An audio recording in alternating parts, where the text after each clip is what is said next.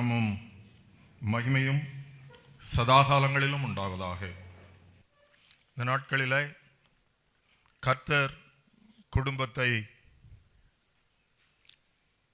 நிறுவினார், குடும்பத்தை இணைக்கிறார், குடும்பத்தை கட்டுவிக்கிறார், குடும்பத்தை ஆசீர்வதிக்கிறார் என்றெல்லாம் நாம் சிந்தித்து வருகிறோம். இந்த வேளையிலே கர்த்தர் குடும்பத்தில் தலைமை தாங்குகிறார் என்பதை உங்களோடு கூட நான் சேர்ந்து சிந்திக்க விரும்புகிறேன். பிரியமானவர்களே, ஒரு அற்புதமான வசனத்தை 1 கொரிந்தியர் 11ஆம் அதிகாரம் 3ஆம் வசனத்திலே நாம் வாசிக்கிறது உண்டு. 1 கொரிந்தியர் 11:3, ஒவ்வொரு புருஷனுக்கும் கிறிஸ்து தலையாயிருக்கிறார் என்றும் ஸ்திரீக்கு புருஷன் தலையாயிருக்கிறான் என்றும் நீங்கள் அறிய வேண்டும் என்று விரும்புகிறேன். இப்போ நம்ம எல்லாருக்கும் தெரியும் ஸ்திரீக்கு புருஷன் தலையாயிருக்கிறான்னு சொல்லி. ஆனால் அதோடு குடும்பம் முடிகிறதில்லை. புருஷனுக்கு ஒரு தலை இருக்கிறது. ஆகவே இந்த தலை தன்னிச்சையாக செயல்பட முடியாது. அப்போ ஒரு குடும்பத்துக்கு தலைவர் யார் என்று சொன்னால் அது கிறிஸ்துவாய் இருக்க வேண்டும், கர்த்தராய் இருக்க வேண்டும் என்று வேதம் போதிக்கிறது. பிரியமானவர்களே, சில வீடுகளில் இப்படியாக வாசகம் எழுதி வைக்கப்பட்டிருக்கிறதை நான் பார்த்திருக்கிறேன். Christ is the head of this home. கிறிஸ்துவே இந்த இல்லத்தின் தலைவர் என்று எழுதி வைக்கப்பட்டிருக்கிறதை நான் பார்த்திருக்கிறேன். பிரியமானவர்களே, ஆகவே கிறிஸ்துவின் தலைமையின் கீழ் இயங்குகிற குடும்பத்தை பற்றி நாம் இந்த வேளையிலே தியானிக்க இருக்கிறோம். கிறிஸ்தவ குடும்பங்களில் 2 வகை இருக்கு. ஒன்று கிறிஸ்தவ குடும்பம், அடுத்தது கிறிஸ்துவின் குடும்பம். 2க்கு பெரிய வித்தியாசம் இருக்கு.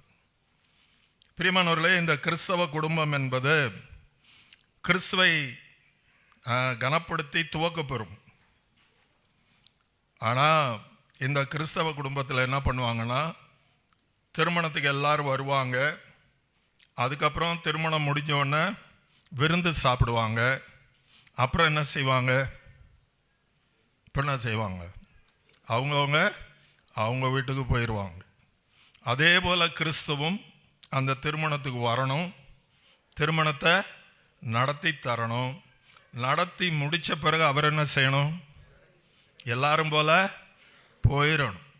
இப்போ அந்த பொண்ணை பிடிச்சி என் கையில் கொடுத்தாச்சு, எனக்கு தெரியும் எப்படி இனிமே நடந்துக்கிறதுன்னு சொல்லி. இதுதான் நடைமுறையில் நடக்குது.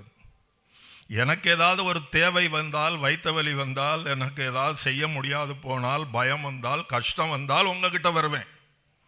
அது வரைக்கும் ஐயா ஸ்தோத்திரம் போயிட்டு வாங்க. இதுதான் அநேக கிறிஸ்தவ குடும்பங்கள்.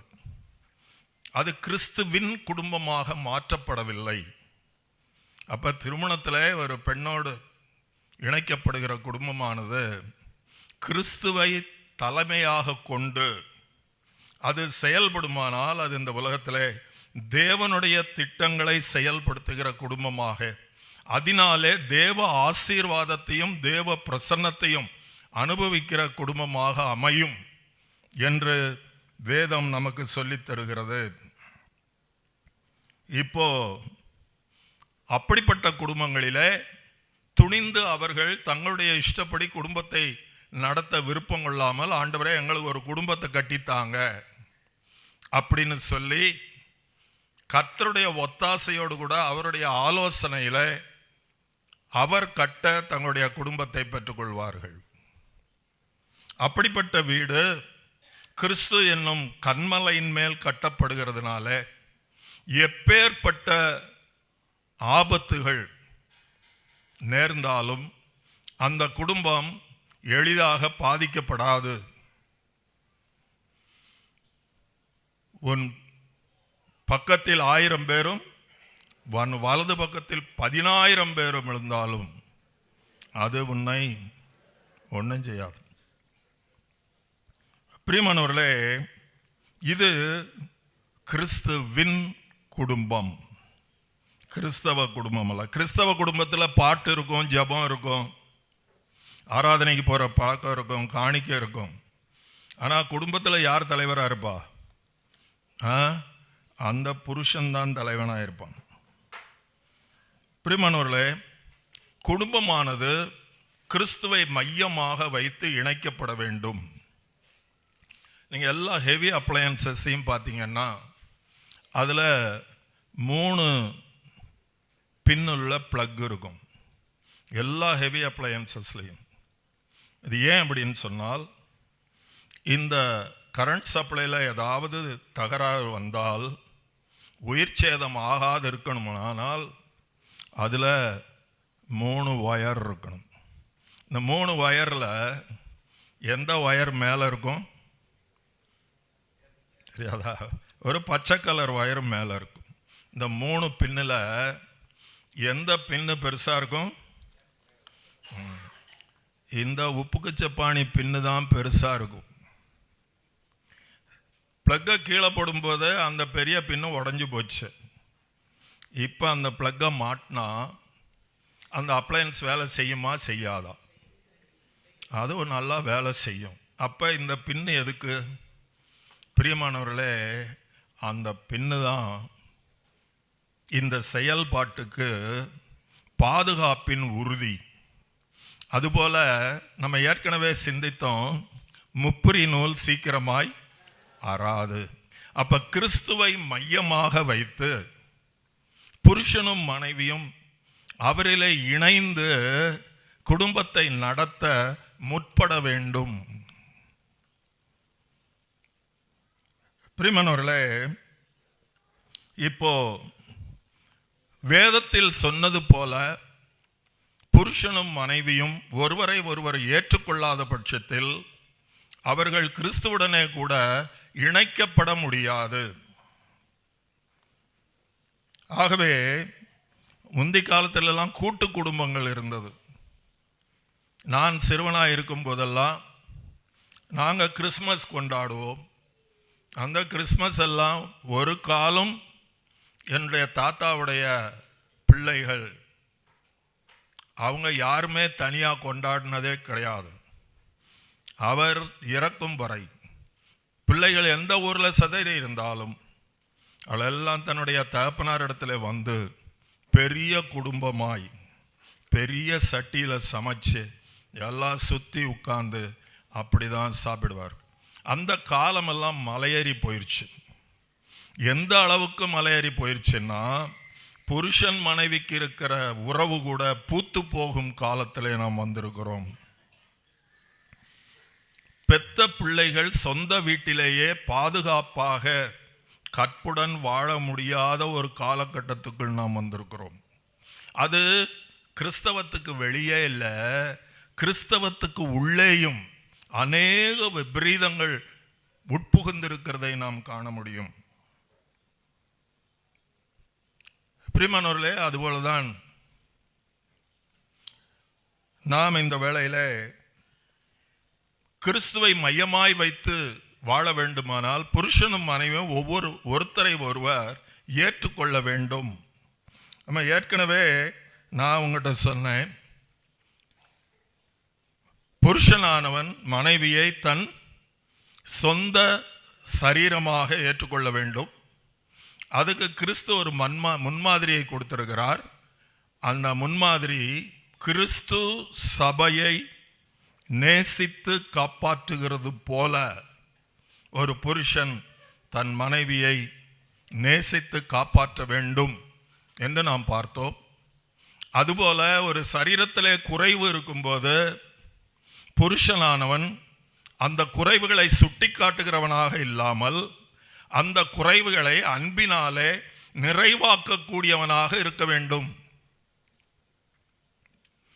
பிரியமானவர்களே, அப்பொழுதுதான் ஒரு குடும்பம் கர்த்தரை மகிமைப்படுத்துகிறது போல அவருடைய தலைமையத்துவத்தை மதிக்கிறதாக இருக்க முடியும். இப்போ இந்த ஏற்றுக்கொள்ளுதல் என்பதை முதலாவது நம்ம பார்ப்போம்.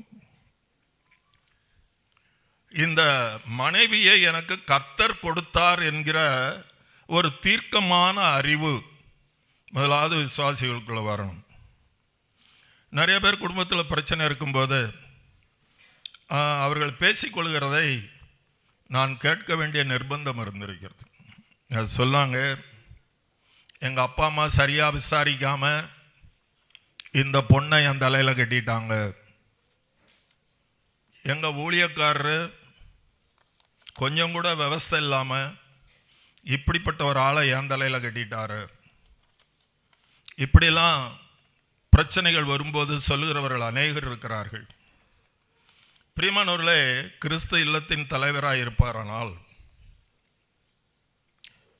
வேதமே சொல்லுது, தேவன் இணைத்ததைன்னு சொல்லி நம்ம ஆக்கத்துக்கு ஏற்றபடி, தம்முடைய அனாதி திட்டத்துக்கு ஏற்றபடி இந்த சொற்ப காலத்தில் நாம் அவர் வைக்கிற கோட்டின் கீழ் நடக்க வேண்டும் என்பதற்காக நமக்கு ஏற்ற மனைவியை, நமக்கு ஏற்ற புருஷனை தேவன் கொடுக்கிறார். நான் இதை உன் கையில் கொடுக்குறேன், நீ எந்த அளவுக்கு இதில் நடந்துக்கிற அப்படிங்கிறத வச்சு நீ என்ன எவ்வளவு மதிக்கிற அப்படிங்கிறத நான் தெரிந்து கொள்ளுவேன் என்று சொல்லிதான் இந்த சொற்ப ஆயுசு காலத்தில் புருஷனையும் மனைவியையும் பிள்ளைகளையும் கர்த்தர் தருகிறார். இந்த அறிவு முதலாவது விசுவாசிகளுக்குள்ளே ஓட வேண்டும். இந்த வாழ்க்கை குறுகியது.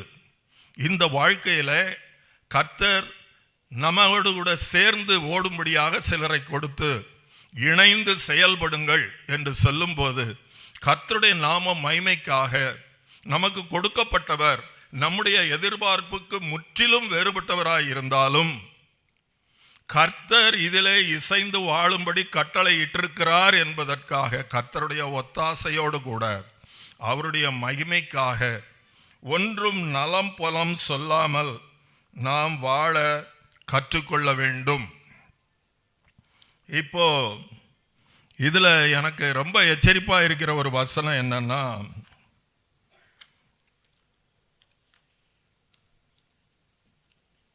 ஆபிரகாம் தன்னுடைய ஊழியக்காரனை ஈசாக்குக்கு பொண்ணு பார்க்கும்படி அனுப்பிச்சார். அப்பொழுது பெத்துவேலின் வீட்டுக்கு ஆபிரகாமுடைய வேலைக்காரன் போய் சேருகிறார். அங்கே ஒரு பெண்ணை கண்டார். அப்போ இந்த வீட்டார் சொல்றாங்க, கர்த்தரால் ஆசீர்வதிக்கப்பட்டவரே நீர் உள்ளே வாரும் அப்படின்னு சொல்றாங்க.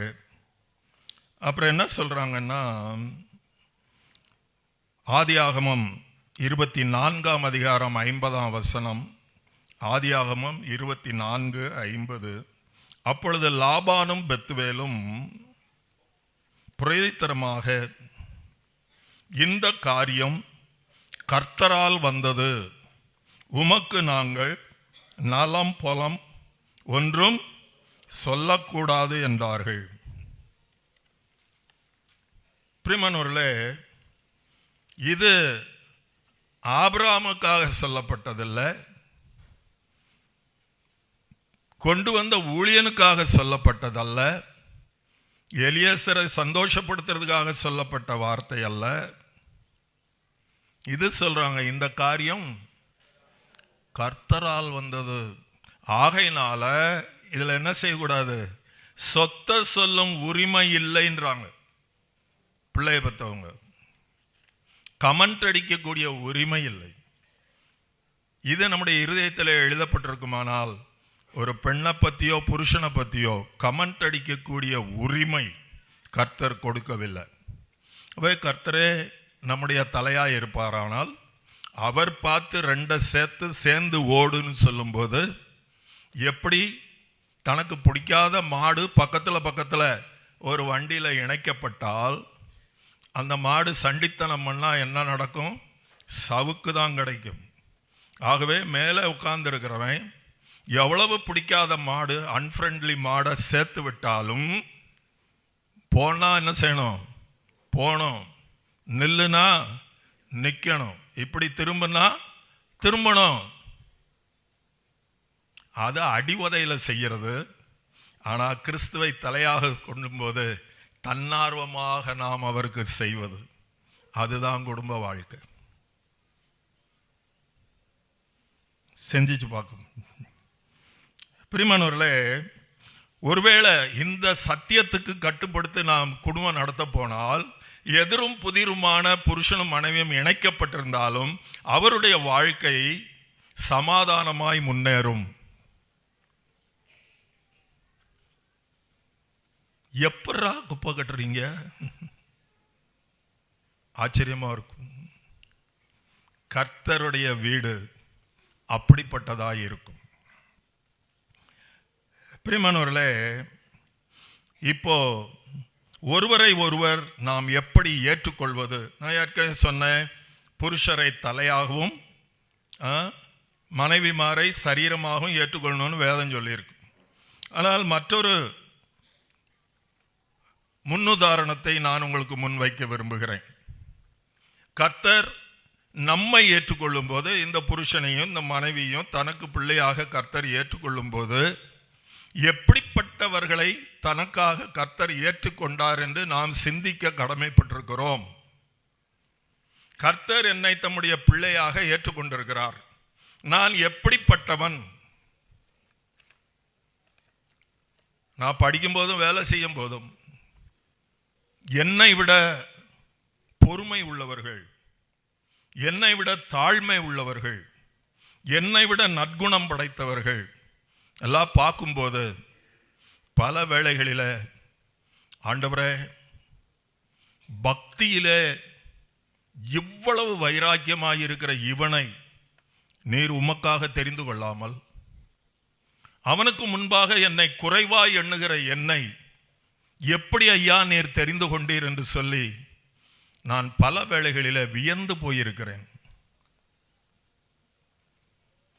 தங்களுடைய மத கோட்பாடுகளில் எத்தனை பேர் வேடிக்கை பார்த்தாலும் துல்லியமாய் செயல்படுத்துகிற அநேகரை பார்த்திருக்கிறேன். விக்கிரகத்துக்கு நேர்ந்து கொண்டவர்கள், உலகமே வித்தியாசமாக ஹேர் ஸ்டைல் மாற்றினாலும் அவர்கள் அந்த குடுமையை மாற்றுகிறதில்லை.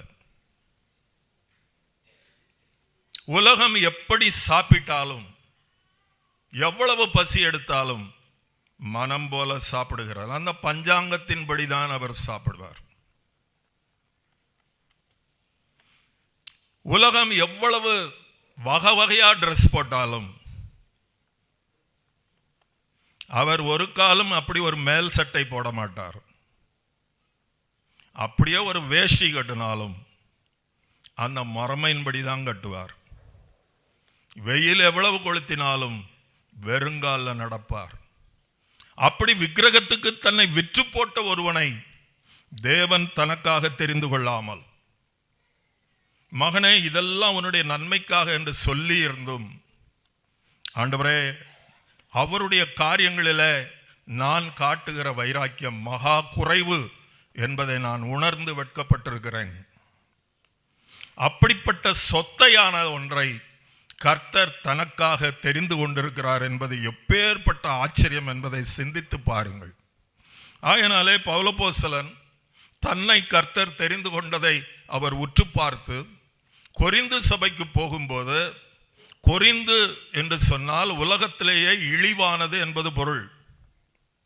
ஏண்டா நீயும் கொரிந்தியன் ஆயிட்டியா என்று சொன்னால் 100க்கு 100 அவன் மாரலி வஸ்ட், அதாவது ஒழுக்கக்கேடு நிறைந்த ஒருவனை நீயும் கொரிந்தியன் ஆயிட்டியா என்று சொல்லுகிற அளவுக்கு கொரிந்து பட்டணமானது அருவருப்புகளின் பட்டணமாயிருந்தது.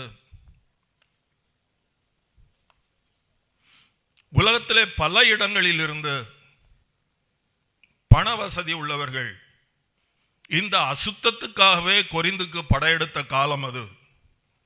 அப்படிப்பட்ட சந்தர்ப்பத்தில் அந்த கொரிந்துவிலே கர்த்தர் தனக்கென்று ஒரு சபையை ஸ்தாபித்தார். அதை பார்க்கும்போது பவுலுக்கு ரொம்ப ஆச்சரியமாக இருந்தது. அவர் இப்படியாக எழுதுகிறார். 1 கொரிந்தியர் 1 அதிகாரம் அதில் 26 முதல் 28 வசனங்களிலே கொரிந்துவிலும் சிலரை கர்த்தர் ஏற்றுக்கொண்டதை அவர் வியந்து பார்க்கிறார். 28ஆம் வசனத்தில் சொல்றாரு, இழிவானது, இழிவானவைகளை தேவன் தனக்கென்று தெரிந்து கொண்டு ஏற்றுக்கொண்டிருக்கிறார். சகோதரரே, நீங்கள் அழைக்கப்பட்ட அழைப்பை பாருங்கள். உங்களில் யாராவது நல்லவங்க இருக்கிறீங்களா? ஞானிகள் இருக்கிறீங்களா? சமுதாயத்தில் சீர்கட்டு அடிமட்டத்தில் இருந்த உங்களை தேவன் தனக்காக தெரிந்து கொண்டார் என்பதை சிந்தித்து பாருங்கள் என்று சொல்லி அவர் எழுதுகிறார். பிரியமானவர்களே, இப்படி கீழ்த்தரமான உங்களையும் என்னையும் கர்த்தர் தனக்காக தெரிந்து கொண்டிருக்கும் போது நாம் எப்படி ஒருவரை ஒருவர் ஏற்றுக்கொள்ள வேண்டும்? கர்த்தர் பார்த்து தருகிறவரை ஏற்றுக்கொள்ள வேண்டும். அதுக்கு ஒரு வசனத்தை நாம் ரோமர் 15 வாசிக்கிறோம். ரோமர் 15:7, கிறிஸ்து உங்களை ஏற்றுக்கொண்டது போல நீங்கள் ஒருவரை ஒருவர் ஏற்றுக்கொள்ளுங்கள் என்று சகோதர சிநேகத்தை குறித்து அங்கே பவுல் எழுதுகிறார். பிரியமானவர்களே, புருஷனும் மனைவியும் ஒன்றுமில்லாத என்னை தெய்வம் தனக்காக ஏற்றுக்கொண்டிருக்க, கர்த்தர் ஏற்கனவே ஏற்றுக்கொண்ட இந்த சகோதரியை, இந்த சகோதரனை நான் எனக்கு ஏற்றுக்கொள்வதிலே எனக்கு என்ன கஷ்டம்? ஆண்டவரே, நீர் என்னை ஏற்றுக்கொண்டது போல நான் இவனை ஏற்றுக்கொள்ள எனக்கு கிருபை தாரும் என்று சொல்லி கிறிஸ்துவை தலையாக வைத்து செயல்பட்டால் அந்த குடும்பத்தில் பிசாசானுடைய விளையாட்டு பலிக்காது.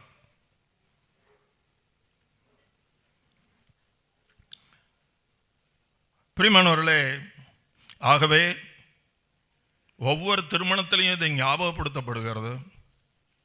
ஆகவே நான் ஒருவரை ஒருவர் கிறிஸ்து நம்மை ஏற்றுக்கொண்டதை போல ஏற்றுக்கொள்ள வேண்டும் என்பதை நம்முடைய சிந்தையிலே எழுதி கொள்ள வேண்டும். இப்போ ஒருவரில் ஒருவர் குறை இருக்குமானால் கிறிஸ்துவுக்குள்ளே அன்பினாலே நாம் அதை நிறைவாக்க முற்பட வேண்டுமே தவிர குற்றப்படுத்தி நமக்கு இடையே இருக்கிற உறவை சிதைத்து போடக்கூடாது என்பதை சிந்திக்க வேண்டும். இதை பர்ஃபெக்டாக நடைபெற்ற முடியாது. எவ்வளோதான் இதை நம்ம கற்றுத்தேர்ந்தாலும் ப்ராக்டிக்கலாக வரும்போது அநேக பின்னடைவுகள் இருக்கத்தான் செய்யும், நாம் மனுஷராக இருக்கிறதுனால. ஆனால் அப்படி குறைவுகள் ஏற்படும் போது எவ்வளவு சீக்கிரம் அதை நாம் சரிப்படுத்த முடியுமோ அவ்வளவு சீக்கிரமாக கர்த்தருக்கு பயந்து நாம் அதை சீர்படுத்த அவசியம் இருக்கிறது. அப்போ எந்த அளவுக்கு அவருக்கு பயந்து நம்ம ரெண்டு பேரும் ஒருத்தரோட ஒருத்தர் காரியங்களை சரி பண்ணிக்கிறோம்னு சொல்லி கர்த்தர் உற்று கவனிக்கும் போது நம்முடைய நடவடிக்கைகள் அவருக்கு பயந்து இருக்குமானால் அவர் சந்தோஷப்படுகிறவராக இருக்கிறார். தலைமையிலே அவர் கனப்படுத்தப்படுகிறார். இப்போ பிள்ளைகளை குறித்து நாம் பார்ப்போம். பிள்ளைகளை கர்த்தர் கொடுக்கிறார், எப்படி வளர்க்குறாங்கன்னு பார்க்கலாம் அப்படின்னு சொல்லி குறிப்பிட்ட குணாதிசயம் உள்ள பிள்ளைகளை கர்த்தர் நமக்கு கொடுக்கிறார். பிள்ளைங்க பிறந்த உடனே நம்ம நினைக்கிறது இது நம்முடைய பிள்ளை அப்படின்னு சொல்லி. ஒவ்வொரு பிள்ளையும் கர்த்தருடையது, பெத்த தாயினுடையதும் அல்ல, அதற்கு காரணமாக இருந்த தகப்பனுடையதும் அல்ல. இந்த குடும்பத்திலே கர்த்தர் இணைத்திருக்கிறார். எதுக்காக இணைத்திருக்கிறார் என்று சொன்னால் தனக்காக ஒரு சந்ததியை உருவாக்கும்படி. பிரியமானவர்களே, யாத்ராகம புஸ்தகத்தில் 2ஆம் அதிகாரம் 9ஆம் வசனத்தில் ஒரு அம்மா நாணலுக்குள்ளே இருந்து ஒரு பிள்ளையை அவர்கள் எடுத்தார்கள். ஒரு நாணல் கூடையில், அந்த நாணல் புதருக்குள்ள ஒரு கூடையை பார்த்தாங்க, அதுக்குள்ளே ஒரு பிள்ளை இருந்தது. இப்போ அனாமத்தான் அந்த பிள்ளை அவங்களுக்கு கிடச்சிச்சு. பொதுவாக எகிப்தியர்கள் அவ்வளோ கலராக இருக்க மாட்டாங்க. ஆனால் இந்த பிள்ளை மிகவும் அழகுள்ள பிள்ளையாக இருந்தது. அது சிரித்தாலே மயங்காத யாருமே இருக்க முடியாது. வேதத்தில் வாசிக்கிறோம், அவன் அழகுள்ள பிள்ளை என்று கண்டு. அப்போ தாயின் கருவில் உருவாக்கும் போதே கர்த்தர் ஒரு பெரிய நோக்கத்தோடு தான் எல்லாம் உருவாக்குறார். சரியா, இதுக்கெல்லாம் இவ்வளோ இருந்தால் போதும், இல்லைன்னா தறிகட்டு போயிடும், இதை கையிலே பிடிக்க முடியாதுன்னு சொல்லி கர்த்தர் எல்லாத்துக்கும் எல்லாத்தையும் தர்றதில்லை. பிரியமானவர்களே, அந்த பிள்ளை சிரித்தவொன்னே அதை ஓன் பண்ணிட்டான். அப்போ அந்த பிள்ளையினுடைய தாயாரை கூப்பிட்டு வர்றாங்க. இதை ஒரு தாதியாக, வளர்ப்பு தாயாக வைத்து கொள்ளுங்கள் என்று சொல்லும்போது அந்த பார்வோனின் குமாரத்தி என்ன சொல்கிறா பாருங்க, யாத்ராம 2:9, இந்த பிள்ளையை எனக்கு வளர்த்திடு அப்படின்னு சொல்லி, நீ இந்த குழந்தைய அணைச்சிக்கோ, நீயே பால் கொடுத்துக்கோ, நீயே சோறு போட்டுக்கோ, நீயே வளர்த்துக்க, ஆனால் இது யாருடையது? என்னுடையது.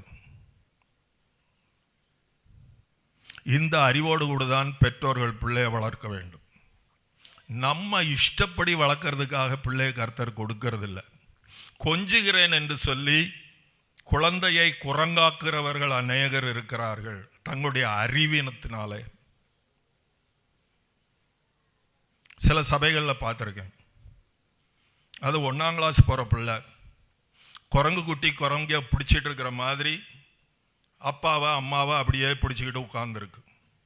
ஸ்கூலில் போனால் தனியாக உட்காரும், டீச்சரை கண்டா பயப்படும், ஆராதனைக்கு வந்தால் பெற்றோர்கள் பயப்படுவாங்க. என்ன அறிவு, என்ன அறிவு! பிரியமானவர்களே, கர்த்தருக்கு மகிமை உண்டாகும்படி சொல்கிறேன். நான் சிறுவனாக இருந்தபோது பேச அறியாததற்கு முன்னே என் தகப்பனார் மிகவும் பொறுமை உள்ளவர். ஆனால் அவர் பொறுமையே இல்லாத காரியம் என்னன்னா, சர்ச்சில் பக்கத்தில் கொண்டு வந்து உட்கார வைப்பார். காலை இப்படி ஆட்ட முடியாது, இப்படி தொடுவார். அப்படின்னா என்ன அர்த்தம்? கால் ஆட்டாதன்னு அர்த்தம்.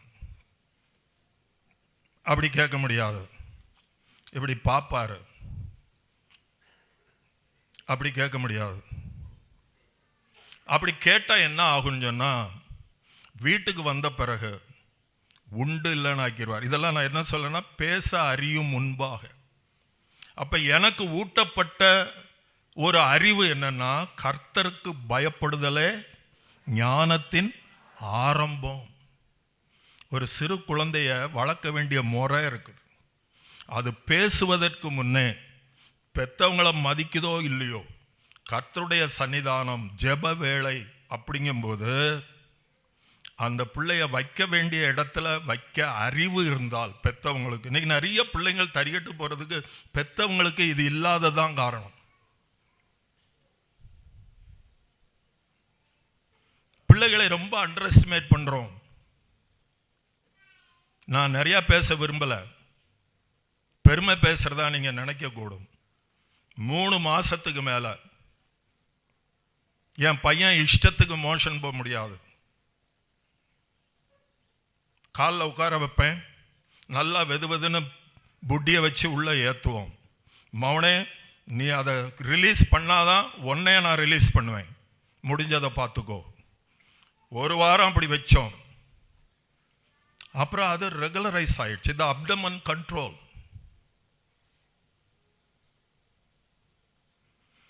பிள்ளையாண்டானை நடத்த வேண்டிய வழியிலே நடத்தணும்.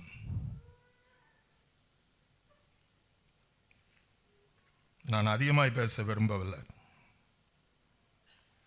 இது கர்த்தருக்கு சொந்தமானது, கர்த்தர் மகிமைக்காக வளர்க்கப்பட வேண்டியது என்கிற அறிவு வேண்டும். ஆகையினாலே நான் ஏற்கனவே பேசிட்டனால அதை பேசலை. கர்த்தர் என்ன சொல்றாரு?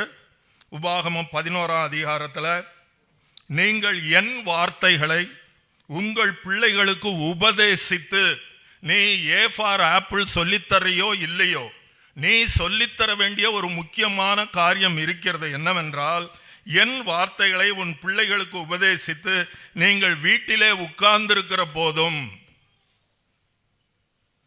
வழியிலே நடக்கிற போதும், இதனடா கொடுமையா இருக்குது, படுத்துக் கொள்ளுகிற போதும். இப்படி சொல்றாரு. படுக்கிறது எதுக்காக? கேட்கறதுக்கா? உபதேசம் கேட்கறதுக்கா? இல்லை. You cannot cease from educating them because you are responsible for that soul. பிரியமானவர்களே, நடுராத்திரியில் என் பையன் பிறந்தான். சொன்ன, ஆண்டவரே, நானே ஒரு அறவரை, என்னை நம்பி ஒரு பையனை வேற கொடுத்துட்டீங்க, நான் என்ன செய்வேன்? தேவ ஒத்தாசையோடு கூட நாம் பிள்ளைகளை கர்த்தருக்கென்று வளர்க்க கற்றுக்கொள்ள வேண்டும். இப்போ அப்படி வளர்க்கும் போது பிள்ளைகளை சகல நல்லொழுக்கத்திலும் நாம் என்ன செய்ய முடியும்? கீழ்ப்படிய பண்ணுகிறவனாய் இருக்க முடியும். நான் நிறைய நேரம் கர்த்தருக்கு ஸ்தோத்திரம் சொல்லி இருக்கிறேன். என் பையன் இன்ஜினியரிங் படிக்கும்போது அவனுக்கு ஒரு பைக் இருந்தது. காலேஜ் 20 கிலோமீட்டர் தூரத்தில் இருக்குது. நான் அவன்கிட்ட சொன்னேன், இந்த பைக்கை கொண்டு போய் பஸ் ஸ்டாண்டில் வச்சுட்டு பஸ் ஏறி காலேஜுக்கு போ.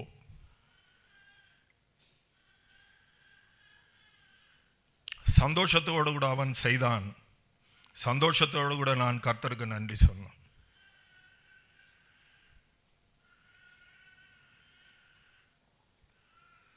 கர்த்தர் நமக்கு உதவி செய்ய வல்லவராய் இருக்கிறார். பிள்ளைகளை கொடுக்கிறவர். அதை அவருக்கு ஏற்ற நிலைமையில நாம் வளர்க்கக்கூடிய புத்தி நமக்கு இருக்குமானால், பணிவு இருக்குமானால், அப்படிப்பட்ட ஒரு அண்டர்ஸ்டாண்டிங் இருக்குமானால், நம்முடைய பிள்ளைகளை நீதியின் சகல நல்ல ஒழுக்கத்திலும் கீழ்ப்படிய பண்ண கர்த்தர் வல்லமை உள்ளவராயிருக்கிறார்.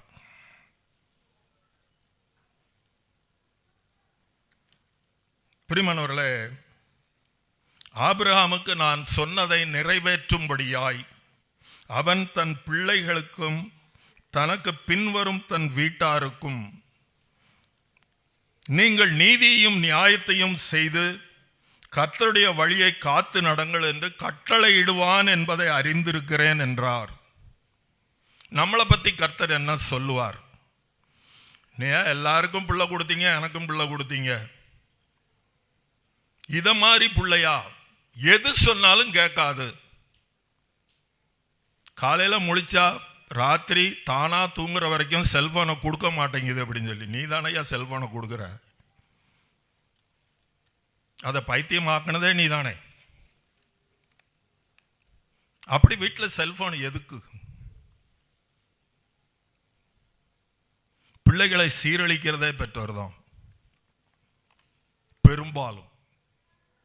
ஒரு வீட்டில் அந்த காலத்தில் கேபிள் வந்த காலத்தில் கேபிள் இருந்தது, டிவி இருந்தது. அவங்க அப்பா அம்மாவும் ஒரு கூட்டத்துக்கு போயிட்டாங்க, எனக்கு தெரியாது. நான் திடீர்னு அந்த வீட்டுக்கு போனேன். கதவு சாத்தப்பட்டிருந்தது, உள்ள சத்தம் கேட்குது. யாரும் கவனிக்கிற மாதிரி இல்லை. ஜன்னல் வழியாக எட்டி பார்த்தேன். ஒரு தேவையில்லாத படத்தை சின்ன பசங்க பார்த்து என்ஜாய் பண்ணிக்கிட்டு இருக்கிறாங்க. நான் கதவை தட்டினேன். அப்புறம் அவங்க அப்பாட்ட கேட்டேன், எதுக்காக பிரதர் நீங்கள் கேபிள் வச்சுருக்கீங்கன்னு கேட்டேன். எல்லாம் நல்லதுக்கு தான். என்ன, வெரி குட். பைபிள் வாசிக்கவே உனக்கு நேரம் இல்லை, உனக்கு எதுக்கியா கேபிள்? பிசாசுக்கு கப்பம் கட்டுறோம் நம்ம.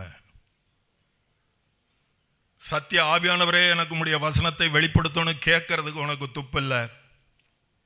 யாரோ ஒருவர் பேசுகிறதை டிவியில் கேட்கிறோம்.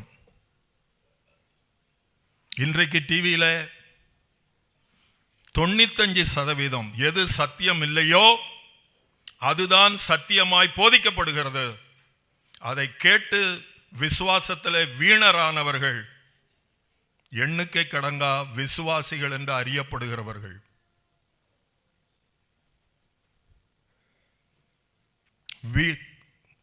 டிவி இல்லாத வீடு ஆசீர்வதிக்கப்பட்ட வீடு, கர்த்தர் ஆளும் வீடு.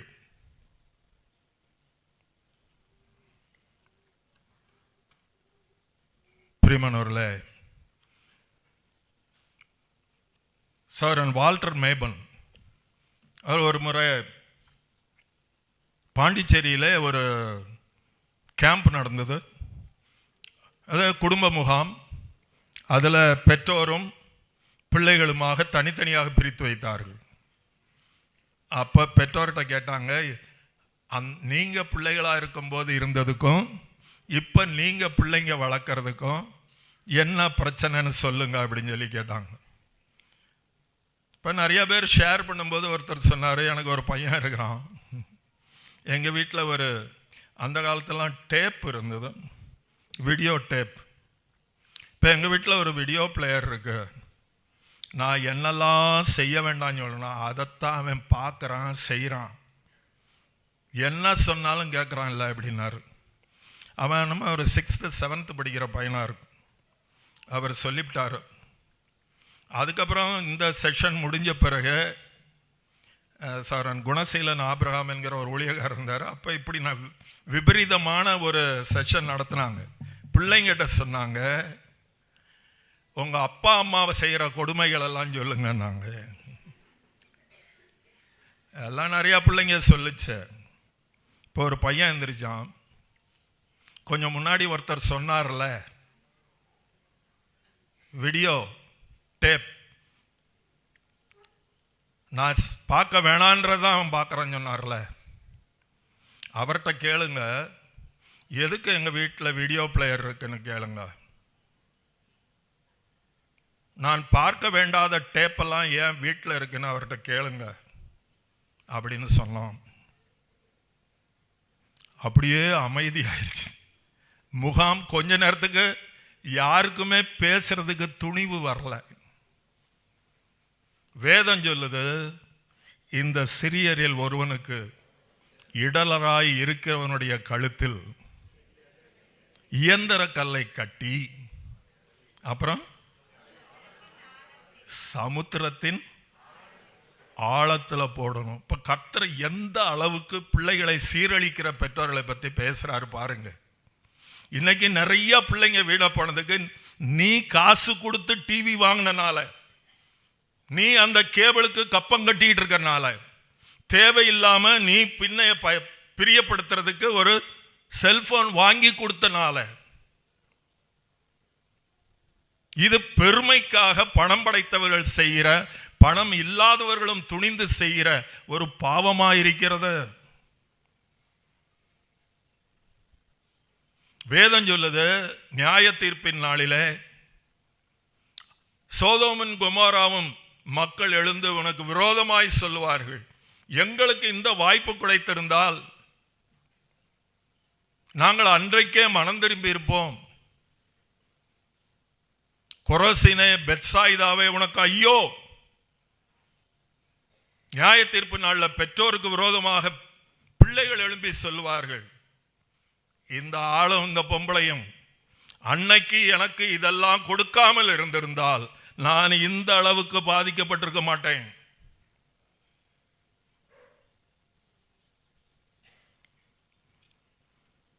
ஏன் உங்க வீட்டில் டிவி, அதுவும் இவ்வளவு பெரிய டிவினா அது என் வீட்டுக்காரமாக்காக.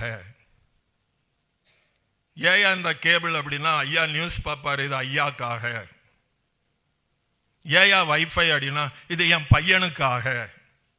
அப்போ நீ உன் குடும்பத்தில் உன் பையனை வச்சு வண்டி ஓட்டிகிட்டு இருக்க, உன் பொண்டாட்டியை வச்சு வண்டி ஓட்டிகிட்டு இருக்க, உன் புருஷனை வச்சு வண்டி ஓட்டிகிட்டு இருக்க. இந்த குடும்பம் கிறிஸ்தவ குடும்பமாக இருக்கலாம், ஆனால் நிச்சயமாக கிறிஸ்தவின் குடும்பம் அல்ல. எந்த ஜாமான வாங்கிறதுக்கு முன்னாடியும் ஆண்டவரே, பவுல் சொல்றாரு, எல்லாவற்றையும் வாங்க அனுபவிக்க எனக்கு என்ன இருக்கு, வக்கு இருக்கு, ஆனால் எல்லாம் தகுதியாயிராது. அப்புறம் சொல்றாரு, எல்லாம் பக்தி விருத்தியை உண்டாக்காதுங்கிறார். அப்ப வீட்டில் ஒன்று இருந்தால் அது எதுக்காக இருக்கணும்? பக்தியை விருத்தி செய்கிறதாக இருக்க வேண்டும். பக்தி விருத்தியை குறைக்கிற எந்த ஒரு பொருளை அந்த வீட்டிலே நீ வைத்திருந்தால் நீ கிறிஸ்துவின் தலைமையை சிதைக்கிறவன், மதிக்காதவன், அலட்சியம் பண்ணுகிறவன், ஏற்றுக்கொள்ளாதவன் என்பது பொருள். உலகத்திலும் உலகத்தில் உள்ளவைகளிலும் அன்பு கூறாதிருங்கள். உலகத்தை நேசிக்கிறவனிடத்துல தெய்வ பயம் இல்லை. போட்டி போட்டுக்கொண்டு வீட்டில் இருக்கிற டிவி சைஸே சொல்லும் நீ எந்த அளவுக்கு ஆண்டவரை விட்டு தலையில விழுந்திருக்கன்னு சொல்லி. அந்த சைஸ் பெருசாக ஆக ஆக உலகம் உன்னை ஆட்கொண்டு நீ சீரழிந்து கொண்டிருக்கிறாய் என்பதை அது உனக்கு புகட்டுகிறது. காலம் பொன்னானது. ஆத்தும ஆதாயம் செய்ய, நம்முடைய ஆத்துமாவை ஈடேற்ற நமக்கு அவகாசம் இல்லை. விழுந்து விழுந்து முட்டி முட்டி நாம் ஜெபிக்க வேண்டியவர்களாக இருக்கிறோம். பிசாசனுடைய ஆதிக்கம் சமுதாயத்திலும் சபையிலும் குடும்பத்திலும் அதிகமாக இருக்கிற காலத்தில் வாழ்ந்து கொண்டிருக்கிறோம். 24 மணி நேரம் முட்டிட்டு இருந்தாலும் அது அவசியமா இருக்கிறது. அப்படிப்பட்ட காலகட்டத்தில் இந்த தேவையில்லாத பிசாசினுடைய பெட்டி அவசியமா? அதுக்கு நேரம் இருக்கா உனக்கு? அதுக்கு நேரம் இருந்தா நீ காலத்தை வீணடித்துக் கொண்டிருக்கிறாய் என்பது பொருள்.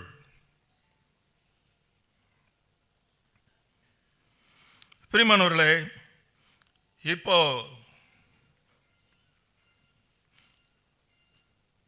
தீமோத்தேயு குறித்து பவுல் சொல்லும்போது 2 தீமோத்தேயு 1:5 தீமோத்தேயுவே, உனக்குள்ளே இருக்கிற இந்த விசுவாசம் உன் பாட்டியாகிய லோவிசாளுக்குள்ளும் உன்னுடைய தாயாகிய ஐனிக்கையாளுக்குள்ளும் இருந்தது என்று நான் சாட்சி சொல்லுகிறேன்னு சொல்றார்.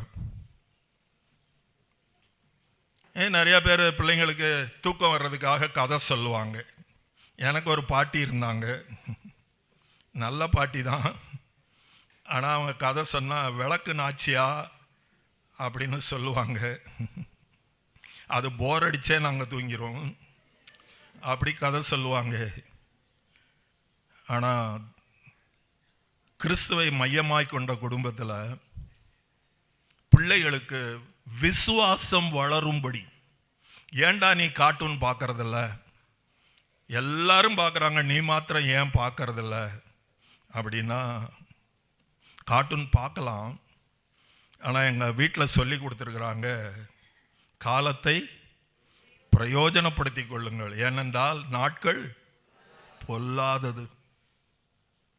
எப்பமாவது வீடியோ கேம் விளையாடுவேன், எப்பமாவது கார்ட்டூன் பார்ப்பேன், ஆனால் மற்றவங்க பார்க்கறது மாதிரி நான் பார்க்க மாட்டேன். ஏன்பா அப்படின்னா, கர்த்தருக்கு பிடிக்காது. இப்படியா புத்தி சொல்லி தரணுமா? பிள்ளைங்க தான் நமக்கு புத்தி சொல்லி தருது. பிரியமானவர்களே, சகல நல்லொழுக்கத்திலும் கீழ்ப்படிய பண்ணுகிறவனுமாய் இருக்க வேண்டும் என்று வேதம் சொல்லுகிறது. பிள்ளைகள் எப்படி இருக்க வேண்டும்? நான் ரட்சிக்கப்பட்ட உடனேயே, நான் 7th ஸ்டாண்டர்ட் படிச்சுட்டு இருந்தேன். அப்போ எனக்கு கர்த்தர் சொல்லி கொடுத்த வசனம் கொலோசையர் 3:20, பிள்ளைகளே உங்களை பெற்றோருக்கு எல்லா காரியத்திலும் கீழ்ப்படியுங்கள், இது கர்த்தருக்கு பிரியமானது. ரொம்ப கஷ்டமான காரியம்தான். எல்லா காரியத்திலும் கீழ்ப்படியுங்கள். ஏன்னா அப்பா அம்மா கோச்சிக்கிறாங்களோ இல்லையோ, யார் கோச்சிக்குவா? கர்த்தர் கோபித்துக் கொள்வார். நிறையா சண்டே ஸ்கூலில் நான் கேட்டிருக்கேன், பிள்ளைங்க கேட்டேன், கொலோசையர் 3:20 தெரியுமா?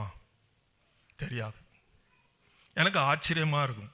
இந்த சண்டே ஸ்கூலில் சொல்லித்தரவங்களுக்கு எந்த அளவுக்கு ஒரு வேதத்தினுடைய பிடிமானம் இருக்குது. சின்ன பிள்ளைங்களுக்கு இருதயத்தில் எழுத வேண்டிய வசனம், அடித்தளத்தில் எழுத வேண்டிய வசனம் எது? கொலோசையர் 3:20.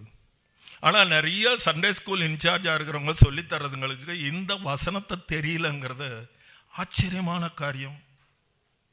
இதான் பிசாசினுடைய தந்திரம். 15 வருஷமாக சண்டே ஸ்கூல் நடக்குது, 5 வருஷமாக சண்டே ஸ்கூலுக்கு போயிட்டு இருக்கிறேன், இது தெரியலை.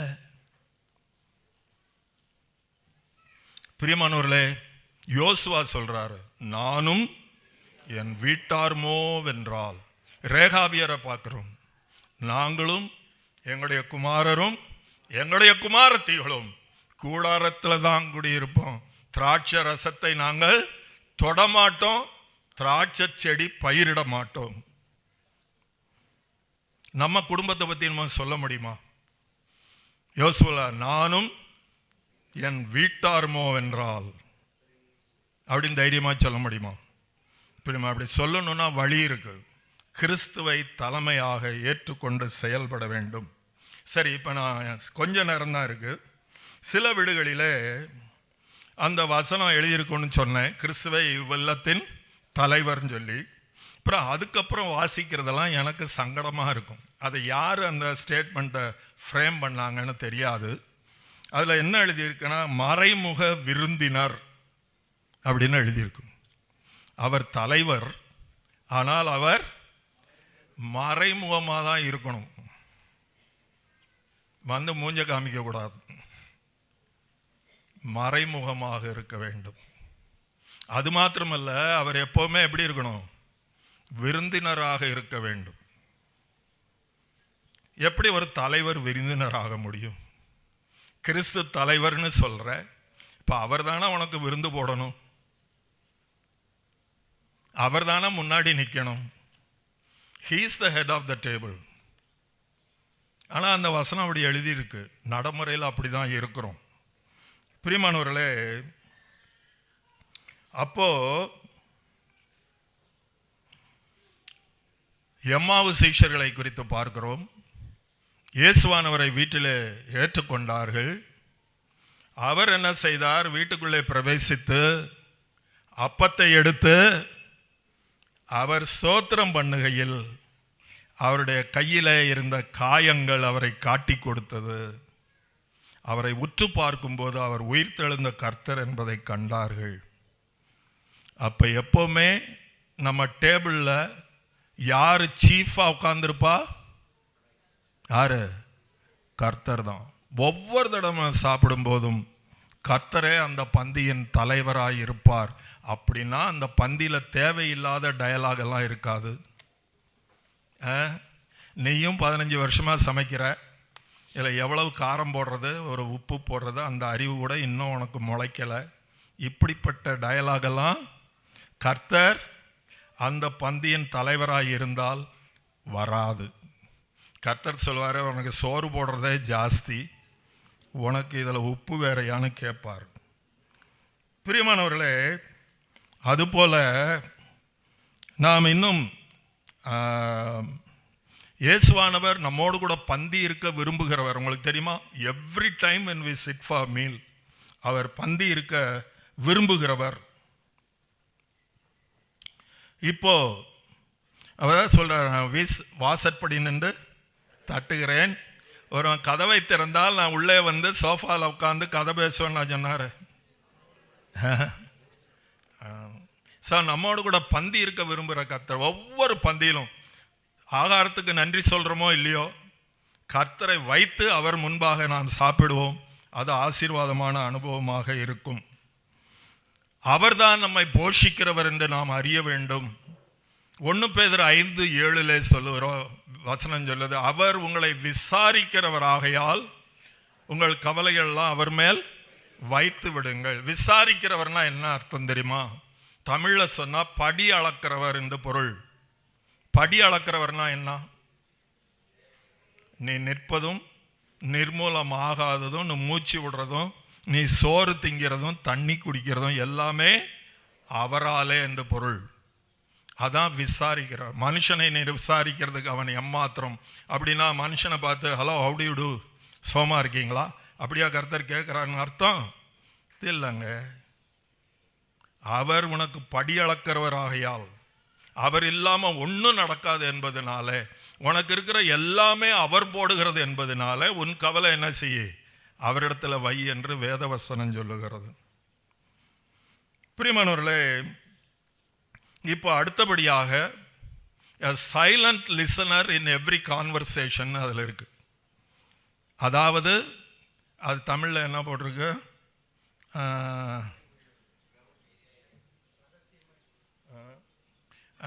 தமிழில் எனக்கு தெரியல. Silent listener in every conversation. நாங்கள் வந்தது போனதெல்லாம் பேசுவோம், ஆனால் அவர் என்ன செய்யக்கூடாது? வாய் திறக்கக்கூடாது. He must only listen silently. அப்படிதான் நினைக்கிறோம். கிறிஸ்து வீட்டின் தலைவராய் இருந்தால் அந்த வீட்டில் பேசப்படுகிற பேச்சு 100க்கு 100 வித்தியாசமாக இருக்கும். எங்களுடைய தகப்பனார் ரொம்ப நல்லவர், ஆனால் அந்த காலத்தில் தகப்பனாருக்குன்னு ஒரு தனி மரியாதை இருந்தது. அவர் வீட்டில் உட்காந்துருந்தாருன்னா, நாங்கள் 5 பேர் பிள்ளைகள் இருந்தோம். எல்லாம் நல்ல பிள்ளைங்க இல்லை, அடித்தடையில் கொஞ்சம் கூட சளைச்சவங்க கிடையாது. ஆனால் எங்கள் அப்பா வீட்டில் இருந்தால் இந்த வீட்டில் பிள்ளைங்க இருக்கிறாங்கங்கிற தடயமே இருக்காது. ஏன்னா தனி மரியாதை. வில்லங்க இருந்துச்சின்னு வைங்க, பல்ல கடிச்சிக்கிட்டு காத்துக்கிட்டு வருவோம், எப்படா இவர் போவாருன்னு சொல்லி. அவர் பார்வைக்கு மறைஞ்ச உடனே எங்களால் இயன்ற மட்டும் சண்டை போட்டு தீர்வோம். கிறிஸ்து நம்முடைய இல்லத்தில் தலைவராக காணப்படுவாரானால், தரிசிக்க கண்கள் இருக்குமானால், அவரை ஏற்றுக்கொள்ளக்கூடிய மனப்பக்குவம் இருக்குமானால், புருஷனுக்கும் மனைவிக்கும் நினைச்ச மாதிரி பேச முடியாது.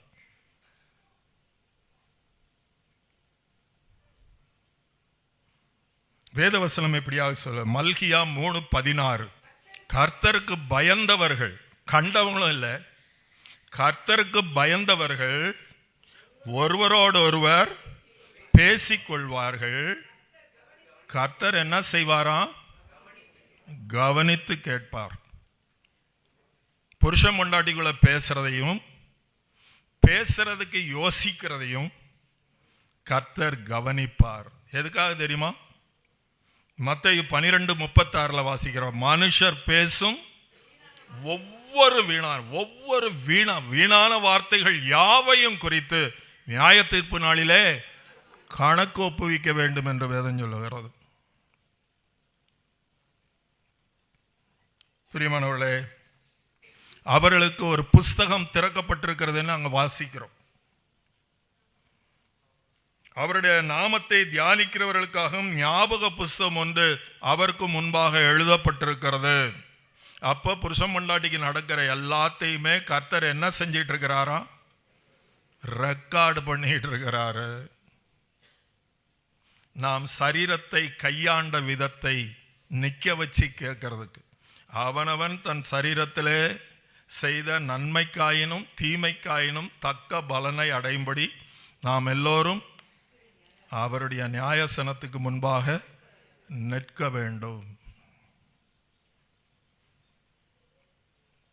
பிரியமானவர்களே, 1 கொரிந்தியர் 15:33 வேதம் சொல்லுகிறது, மோசம் போகாதிருங்கள், ஆகாத சம்பாஷணைகள் நல் ஒழுக்கங்களை கெடுக்கும். பிள்ளைங்களை வச்சுக்கிட்டு சபையின் காரியங்களை பற்றி, சகோதரர்களை பற்றி,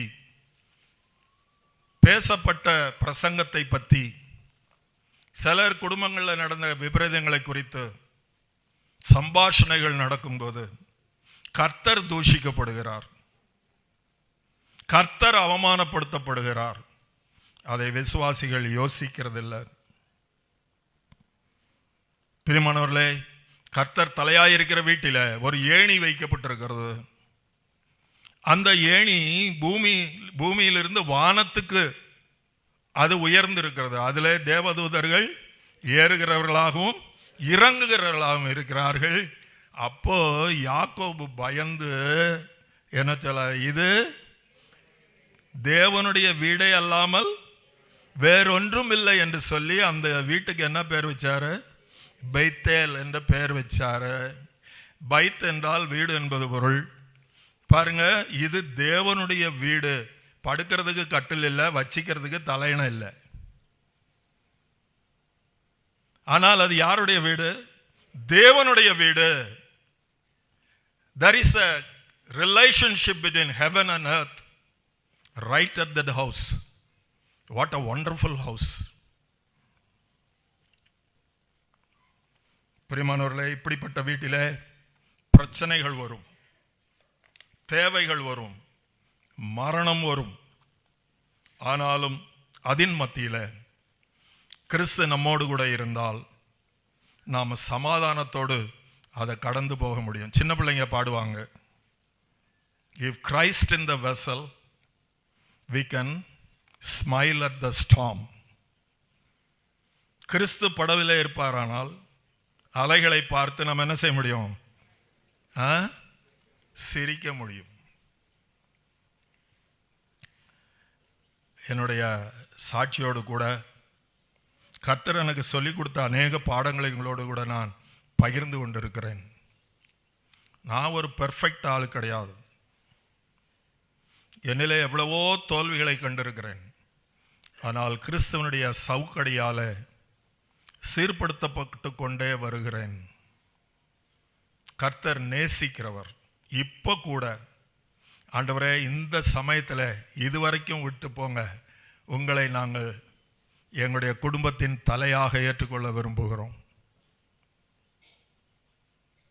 நீரே வந்து எங்களுடைய குடும்பத்தை நடத்தும். கர்த்தருக்கு பிரியமில்லாத எல்லாத்தையும் தூக்கி வெளியே போடுறோம். சகையிட்ட சொன்னார், சகையோ, நீ என்னை பார்க்கத்தான் விரும்பினேன், ஆனால் நான் உன் வீட்டிலே தங்க விரும்புகிறேன் அப்படின்னு சொன்னோன்னா அவனை தூக்கி வாரி போட்டுச்சு. அடாடாடாடா, இவர் வந்தால் முதல்ல அந்த கேபிளை போய் வெட்டி போடுவோம், இந்த டிவியை தூக்கி கொண்டு போய் பின்னாடி செப்டிக் டேங்க் மூடியாக போட்டுருவோம், அவருக்கு பிடிக்காததெல்லாம் ஒழிச்சிருவோம். ஆண்டவரே, நமக்கு பிடிக்காத இன்கம் இருந்தால் நாளத்தனையாக நான் திரும்ப செலுத்தேன், நீங்கள் வந்தால் போதும். என்னுடைய டைனிங் டேபிளில், என் வீட்டு சேரில், என் வீட்டு கட்டில் தேவாதி தேவன் ராஜாதி ராஜா என்னோடு கூட தங்குகிறார் என்பது எப்பேற்பட்ட சந்தோஷம். அருமையான சகோதர சகோதரியே, கர்த்தர் நல்லவர். நம்மோடு கூட பந்தி இருக்க விரும்புகிறார். நம்ம குடும்பத்தின் தலைவராய் கனப்படுத்தப்பட விரும்புகிறார். நமக்கு மனசு உண்டா?